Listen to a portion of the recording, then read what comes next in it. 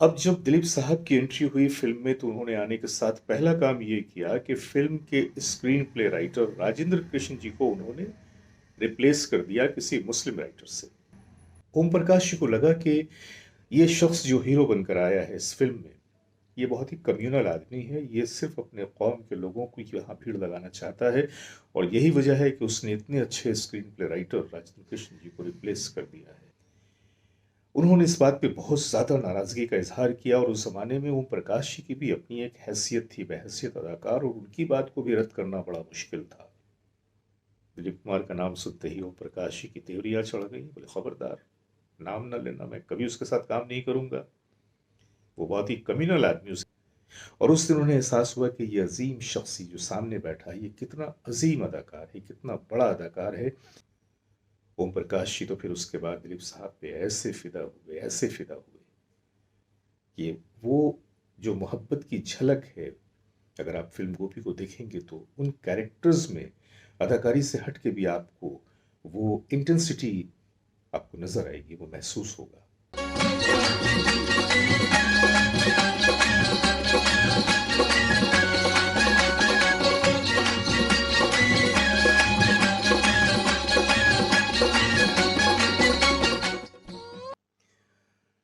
सभी दोस्तों की खिदमत में मैं अपना आदाब, सलाम, नमस्कार और सत श्री अकाल पेश करता हूँ। और आज मैं एक ऐसी कहानी लेकर आपके सामने आया हूँ जिसके बारे में मैं इतना तो यकीन से कह सकता हूँ कि शायद ही आप में से कुछ लोगों ने इस कहानी को सुना होगा या जानते होंगे इस बारे में। हमारी फिल्म इंडस्ट्री में एक अदाकार हुआ करते थे, जानकी दास जी। कैरेक्टर आर्टिस्ट थे वो, जानकी दास मेहरा। बहुत सारी फिल्मों में उन्होंने काम किया और एक ज़माने में उन्होंने साइकिलिंग में अपना एक बड़ा ऊंचा मकाम पैदा किया था, वो चैंपियन थे। फिल्मों में आने के बाद उन्होंने अपने तर्ज के बड़े अच्छे अच्छे किरदार अदा किए, जैसे कि आपको याद होगा कि हमारे जीवन साहब, उनका अपना एक खास अंदाज था। उसी तरह से हमारे जानकी दास जी, इनकी भी अदाकारी का, इनकी डायलॉग डिलीवरी का एक बड़ा अछूता सा अंदाज था और जो बड़ा पॉपुलर भी था। फिल्मों में काम करने के अलावा जानकी दास जी को ब्लॉग लिखने का बड़ा शौक था और उनके ही लिखी हुई ब्लॉग में से एक कहानी लेकर मैं आज आप लोगों के सामने आया हूँ। कहानी बड़ी ही अछूती सी है, बहुत ही अनसुनी सी है, लेकिन फिर भी मुझे यकीन है कि आप लोग इस कहानी को पसंद करेंगे। ये बात है 1955 में बनने वाली फिल्म आज़ाद की। और जैसा कि आप जानते हैं कि आज़ाद के हीरो थे दिलीप कुमार साहब। इसमें और भी बहुत सारे किरदारों ने काम किया था, जिनमें आपकी इनकी मीना कुमारी, ओम प्रकाश, प्राण, मुकरी और ललिता पावर। और उस वो जो एक दौर था, एक टीम होती थी जिसमें बेशतर जो लोग होते थे, एक एक ग्रुप सा होता था और उनकी प्रोड्यूसर्स की और डायरेक्टर्स की पहली प्रेफरेंस होती थी उन लोगों को लेकर काम करना। 1955 में एक फिल्म आई थी, आज़ाद। जी हाँ, जिसके हीरो थे दिलीप कुमार साहब और हीरोइन थी मीना कुमारी जी। इसके अलावा भी बहुत सारे अदाकारों ने इस फिल्म में काम किया था, जिनमें ओम प्रकाश, प्राण, मुकरी, अ, ललिता पवार, निलोफर और इस तरह के बहुत सारे अदाकार थे। फिल्म अपने ज़माने में अच्छी खासी हिट भी हुई थी। इस फिल्म के जो म्यूज़िक डायरेक्टर थे वो थे श्री रामचंद्र जी। और जो डायलॉग लिखे थे और स्क्रीन प्ले लिखा था वो लिखा था राजेंद्र कृष्ण जी ने। ये बहुत कम लोग जानते हैं कि राजेंद्र कृष्ण जी सिर्फ एक लिरिसिस्ट नहीं थे, एक कवि नहीं थे, बल्कि वो स्क्रीन प्ले भी लिखते थे। लिहाजा फिल्म आज़ाद के लिए राजेंद्र कृष्ण जी को साइन किया गया बहैसियत एक गीतकार के और एक स्क्रीन प्ले राइटर के। मजे की बात यह है कि जब आज़ाद फिल्म की शुरुआत हुई तो सारे कैरेक्टर्स का इंतखाब कर लिया गया, लेकिन दिलीप साहब का यानी कि हीरो के कैरेक्टर का इंतखाब बाकी था। सबसे आखिर में हीरो के कैरेक्टर का इंतखाब हुआ और दिलीप साहब को फिल्म आज़ाद के लिए हीरो मुकर्रर किया गया। अब जब दिलीप साहब की एंट्री हुई फिल्म में तो उन्होंने आने के साथ पहला काम ये किया कि फिल्म के screenplay writer Rajendra Krishan ji को उन्होंने रिप्लेस कर दिया किसी मुस्लिम राइटर से। गीतकार तो राजेंद्र कृष्ण जी थे ही, लेकिन उनके हाथों से स्क्रीन प्ले राइटिंग का काम ले लिया गया। ये बात ओम प्रकाश जी को बहुत नागवार लगी और एक तरह से दिलीप साहब की जो एक तस्वीर थी, एक इमेज थी, वो टूट गई, खराब हो गई। ओम प्रकाश जी को लगा कि ये शख्स जो हीरो बनकर आया है इस फिल्म में, ये बहुत ही कम्युनल आदमी है, ये सिर्फ अपने कौम के लोगों को यहाँ भीड़ लगाना चाहता है और यही वजह है कि उसने इतने अच्छे screenplay writer Rajendra Krishan ji को रिप्लेस कर दिया है। बहरहाल उनके दिमाग में दिलीप साहब की एक छवि बन गई। उन्होंने इस बात पे बहुत ज़्यादा नाराज़गी का इजहार किया और उस ज़माने में ओम प्रकाश जी की भी अपनी एक हैसियत थी, बहैसियत अदाकार, और उनकी बात को भी रद्द करना बड़ा मुश्किल था क्योंकि उस ज़माने में ओम प्रकाश जी की हैसियत इतनी बुलंद थी कि वो हीरोज से ज़्यादा पैसों का डिमांड करते थे। लेकिन बहरकैफ प्रोड्यूसर ने और डायरेक्टर ने जब देखा कि ओम प्रकाश जी किसी तरह से काबू में नहीं आ रहे हैं, तो उन्होंने फिर दिलीप साहब से इस बारे में बात किया और राजेंद्र कृष्ण जी को दोबारा फिल्म में as a screenplay writer रख लिया गया। आज़ाद बनी, अच्छी खासी चली, लोगों ने काफ़ी पसंद किया, हीरो को भी बहुत पसंद किया, गाने भी बड़े पसंद किए। लेकिन ओम प्रकाश जी के दिल में ये बात ऐसी बैठ गई कि उन्होंने फैसला कर लिया कि अब मैं दिलीप कुमार के साथ कोई फिल्म नहीं करूंगा, और अपने वादे पे या अपने फैसले पे वो कायम हो गए। दिन बीतते गए, दिन बीतते बीतते तकरीबन 15 साल बीत गए। इन 15 सालों में फिल्म इंडस्ट्री ने भी बड़ी करवट ली। दिलीप साहब ने एक बड़ा ही ऊंचा मकाम हासिल कर लिया। ओम प्रकाश जी ने बहैसियत कॉमेडियन कहिए या कि एक कैरेक्टर आर्टिस्ट कहिए, एक बड़ा ही ऊंचा आला मकाम अपना पहले से रखा था, वो और ज़्यादा बुलंद हो गया। इन 15 सालों में दिलीप साहब की भी बेहतरीन फिल्में आई और ओम प्रकाश जी की भी बेहतरीन फिल्में आई, लेकिन दोनों अदाकारों ने कभी भी काम नहीं किया। एक अना की जंग थी ओम प्रकाश जी की जानिब से, लेकिन रफ्ता रफ्ता ये दीवार गिरने के दिन आ गए। साल आया 1969 का कि जब फिल्म गोपी की शुरुआत हुई। अब जब फिल्म गोपी की शुरुआत हुई तो इसके डायरेक्टर थे ए भीम सिंह, और इसमें लिया जाना था हीरो की हैसियत से राजेंद्र कुमार जी को, और कुछ ऐसी सूरत हाल बनी कि फिर बाद में राजेंद्र कुमार जी को न लेकर दिलीप कुमार साहब को लिया गया। अब दिलीप कुमार साहब को लिया तो गया, लेकिन जब बड़े भाई के कैरेक्टर की बात आई और ये इंतखाब का सिलसिला चल रहा था, तो दिलीप साहब ने कहा कि मैं चाहता हूं कि मेरे बड़े भाई के कैरेक्टर को ओम प्रकाश जी अदा करें, क्योंकि उनसे बेहतर इस कैरेक्टर को इंडस्ट्री में कोई और एक्टर अदा नहीं कर सकता, और जब वो बड़े भाई का कैरेक्टर अदा करेंगे तो इससे मेरी भी अदाकारी में एक फ़र्क आएगा, मैं ज़्यादा कंफर्टेबली काम कर सकूंगा। दिलीप साहब की ख्वाहिश के पेश नज़र जो फिल्म के प्रोड्यूसर थे मिस्टर मुत्तुस्वामी, टी.एस. मुत्तुस्वामी, और जो फिल्म के डायरेक्टर थे ए भीम सिंह, वो ओम प्रकाश जी से मिले, उनके सामने सारी सूरत हाल को बयान किया और कहा कि दिलीप साहब चाहते हैं कि फिल्म में बड़े भाई का किरदार आप अदा करें। दिलीप कुमार का नाम सुनते ही ओम प्रकाश जी की त्योरियां चढ़ गई। बोले खबरदार, नाम न लेना, मैं कभी उसके साथ काम नहीं करूंगा। वो बहुत ही कम्युनल आदमी, उसकी थिंकिंग सही नहीं है, वो लोगों के बारे में सही ढंग से नहीं सोचता। तो फिल्म के प्रोड्यूसर और डायरेक्टर दोनों ने कहा कि ओम प्रकाश जी बात को समझने की कोशिश करें, अगर दिलीप साहब कम्युनल होते तो आपका नाम कैसे रेफर करते और हमें आपके पास क्यों भेजते। और दिलीप साहब का कहना है कि इस किरदार को सिर्फ ओम प्रकाश जी ही अदा कर सकते हैं, जिस खूबसूरती से किसी दूसरे के बस की बात नहीं। लिहाजा आप अपना गुस्सा छोड़ दीजिए और अपनी गलतफहमी को दूर कीजिए। लेकिन ओम प्रकाश जी तो भाई अना के मारे थे उस वक्त, और उन्होंने इस बात को सुनने से इनकार कर दिया, कहा कि ठीक है मैं सोचूंगा।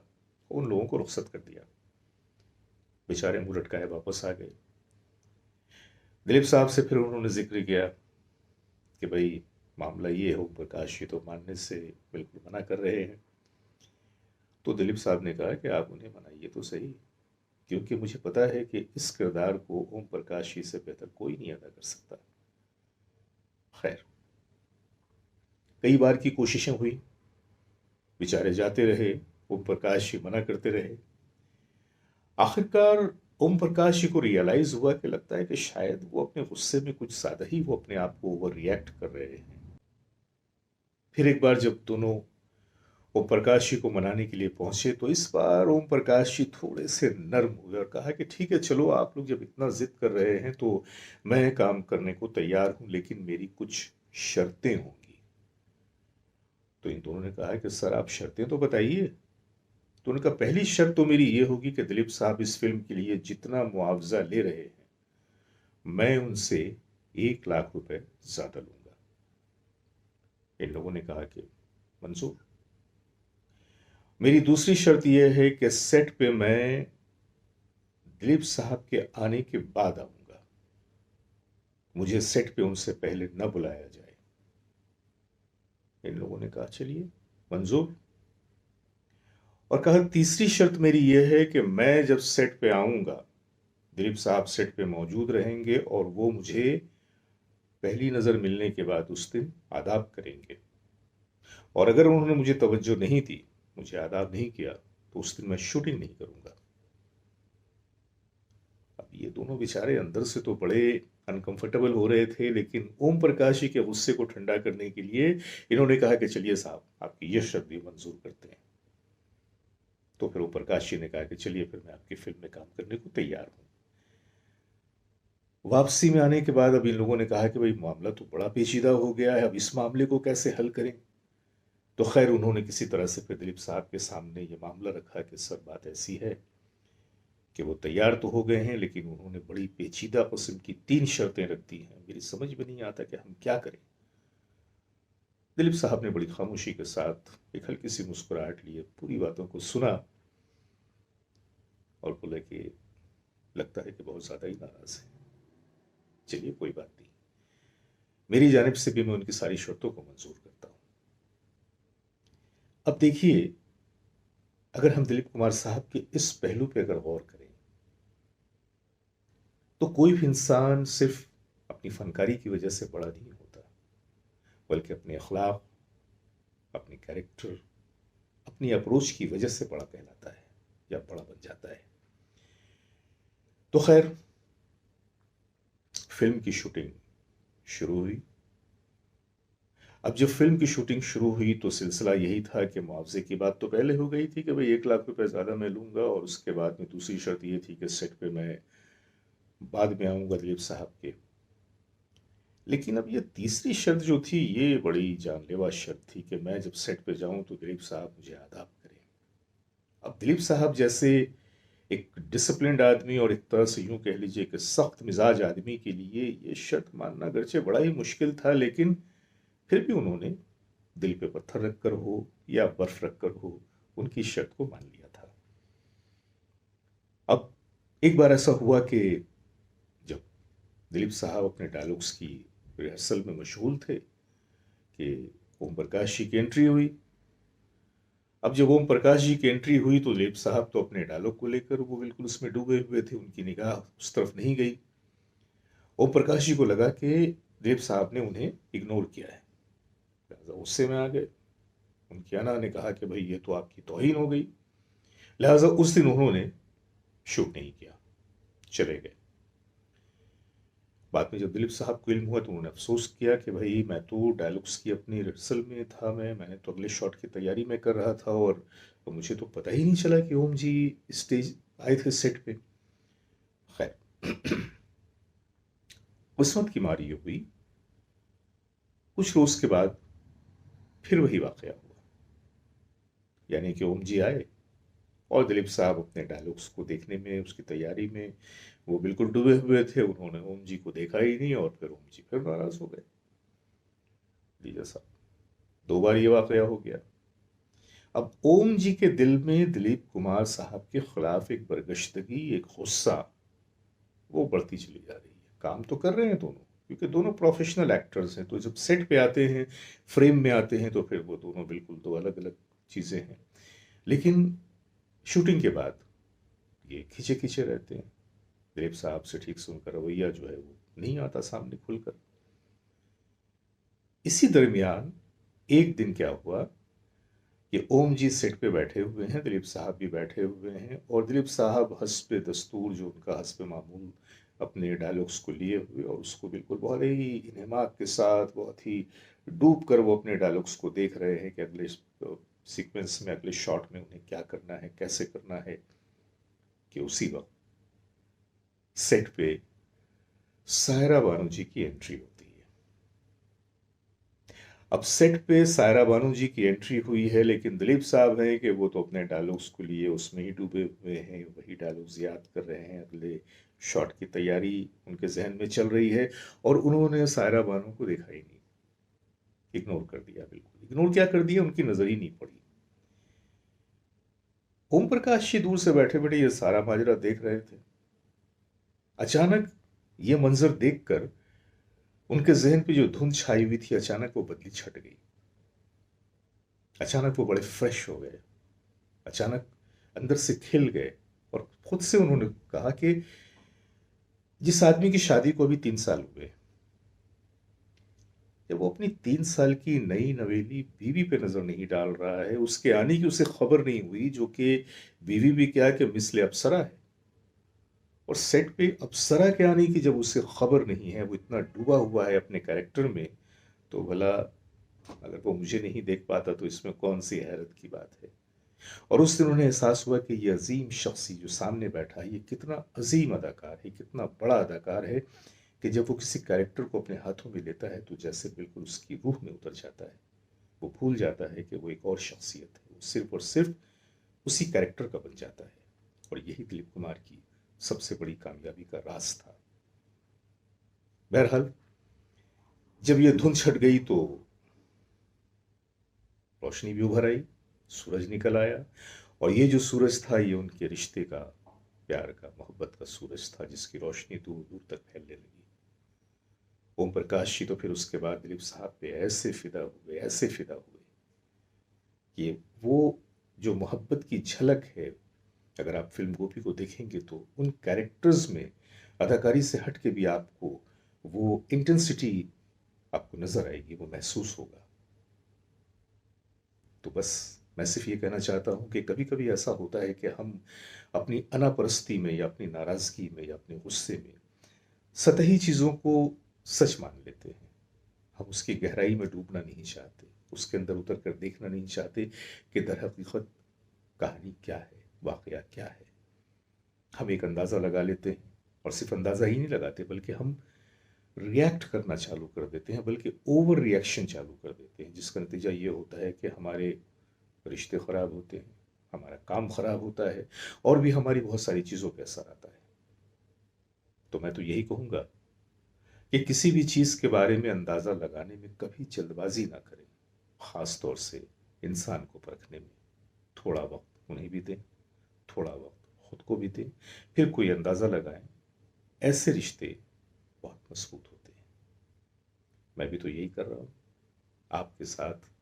अपने रिश्ते को दिन ब दिन मैं मजबूत से मजबूत तर करने की कोशिश कर रहा हूँ, क्योंकि मैं आप लोगों को समझने की कोशिश करता हूँ, आप लोगों की रूह में, आप लोगों की सोच में उतरने की कोशिश करता हूँ, और ये समझने की कोशिश करता हूँ कि हमारे ये जो दोस्त हैं, हमारे ये मित्र हैं, हमारे ये रफ़ीक हैं, वो मुझसे क्या चाहते हैं, क्या आशा करते हैं, और मैं उन आशाओं पे खरा उतरने की अपनी तरफ से पूरी कोशिश करता हूँ। लेकिन उसके बावजूद भी अगर कहीं कोई कोताही हो जाए, कोई गलती हो जाए, कुछ छूट जाए, कुछ रह जाए, तो उसके लिए मैं क्षमा प्रार्थी हूँ, क्योंकि मैं भी तो इंसान हूँ। और अगर मेरी गलती कहीं पर नज़र आए तो उसे माफ़ करना, ये तो सबसे बड़ी बात है। तो मैं आप लोगों से भी गुजारिश करूँगा कि अगर कहीं पर मेरे प्रेजेंटेशन में, मेरी बातों में, या मेरे हक़ायक़ में, रिसर्च वर्क में कहीं पर अगर थोड़ी बहुत कोई कमी नज़र आती है, कुछ होता है, तो इसके लिए आप लोग नाराज़ होने के बजाय मोहब्बत से, प्यार से मुझे समझा दें, बता दें, माफ़ कर दिया करें। और ग्रेट लेजेंड्स को इसी मोहब्बत, इसी प्यार से देखा करें, क्योंकि ये एक ऐसा प्लेटफॉर्म है जहाँ पे हम आपके लिए कुछ ऐसी बातें लेकर आते हैं, कुछ ऐसे वाक़यात, कुछ ऐसी कहानियाँ लेकर आते हैं कि मुझे लगता है कि इन चीज़ों का भी आप लोगों के सामने आना बहुत ज़रूरी है। आज की कहानी बस यहीं तक, और उम्मीद करता हूँ कि मेरी आज की यह कहानी भी आप लोगों को हमेशा की तरह पसंद आई होगी। तो अपने सभी दोस्तों की खिदमत में मैं अपना आदाब पेश करता हूँ। शुभ रात्रि, खुदा हाफिज़।